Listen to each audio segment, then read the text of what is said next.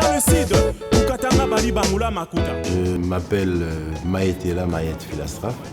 Je suis un vrai Congolais. Pourquoi je dis un vrai Congolais? Parce qu'aujourd'hui, on sait qu'il y a 2 Congos en Afrique. Et moi, je suis issu d'une mère de la RDC et d'un père du Congo-Brazzaville. Mon père, lui, il était ingénieur en télécommunications. Ma mère, par contre, c'est une femme qui n'est pas allée à l'école. Elle nous a emmené vraiment ce qu'était l'Afrique, l'éducation ancestrale de l'Afrique. On vivait avec ces 2 éducations. J'ai fait tout le cursus scolaire jusqu'au bac. Et quand on sortait de l'école, il fallait trouver du travail. Vu les conditions, on s'est retrouvé beaucoup de gens avec des diplômes sans travail. Je me suis débrouillé en faisant du commerce un peu. Je partais de l'autre côté en RDC, j'achetais des choses que je venais vendre. Parce qu'à Brazzaville, en ce temps-là, on était tous socialistes. On lisait des livres de Lénine, de Hegel, et on commençait à comprendre des choses. On a vite su que le pays avait des ressources. On a vite su que ces ressources-là étaient exploitées. Malgré l'exploitation, cela ne revenait pas au pays, ou ça revenait à un petit groupe de dirigeants. À partir de là, on commençait à sortir des choses que les gens n'osaient pas dire. On a commencé à revendiquer, on a commencé à faire des groupes, on a commencé à rentrer dans les groupes syndicalistes et là c'était parti, c'était plus un jeu.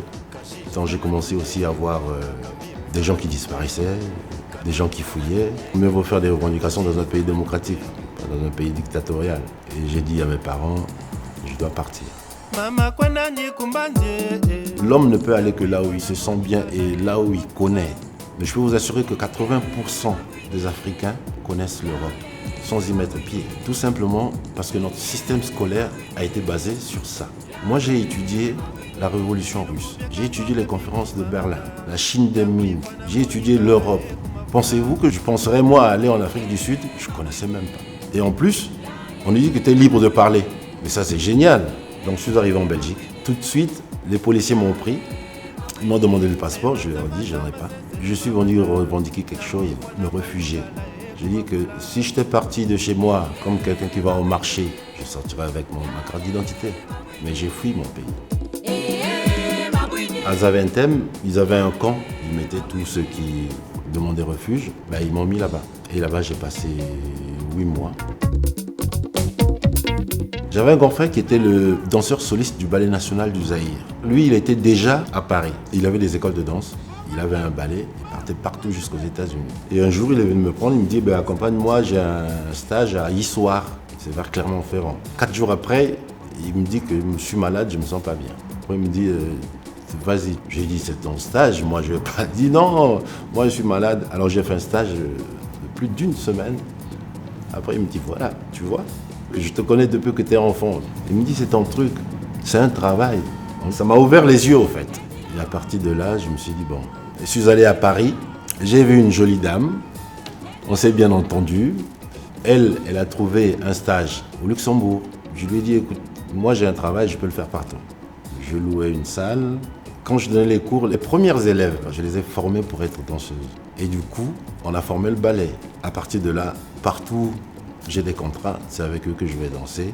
Et j'ai commencé à avoir beaucoup de gens qui me sollicitaient. Et aujourd'hui, j'ai un ballet, j'ai des écoles de danse. Et je travaille avec l'ASTM dans les écoles. Aujourd'hui, au Luxembourg, ça fait plus de 10 ans.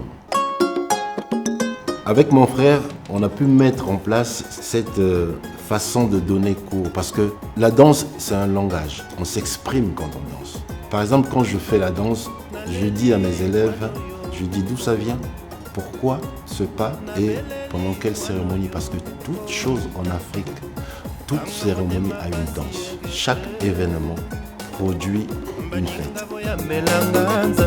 L'Afrique a une richesse culturelle qui est vraiment étendue.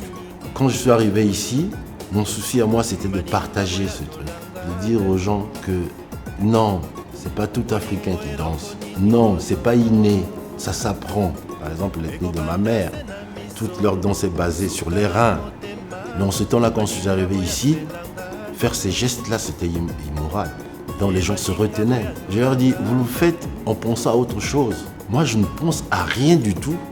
Tout ce qui est dans ma tête, c'est la danse du village de ma mère. Il y a des gens qui te reconnaissent comme artiste. Il y a des gens qui ne te reconnaissent pas comme artiste. Et la reconnaissance ne s'arrête pas à m'appeler et puis venir danser. La reconnaissance, c'est de mettre les règles et les lois en place qui me sont peut-être favorables, qui me facilitent la tâche. Aujourd'hui, il y a des associations qui se battent. Par exemple, pour la discrimination, par exemple, l'association comme l'ASTM. Là, nous sommes reconnus. Parce qu'ils nous donnent quand même la chance d'aller expliquer aux gens que n'ayez pas peur. N'ayez pas peur, ils sont comme vous. Ils vous montrent ce qu'ils font. C'est ça qui nous donne la force de continuer. Donc moi, je voulais apporter ma petite pierre à l'édifice parce que les gens ne se connaissent pas. Les gens ne cherchent pas à connaître l'autre. Les gens s'arrêtent à l'apparence. Ce corps-là, ce n'est qu'un scaphandre qu'on a pour vivre sur Terre. Mais il y a quelque chose derrière les gens. C'est ça qu'il faut aller voir.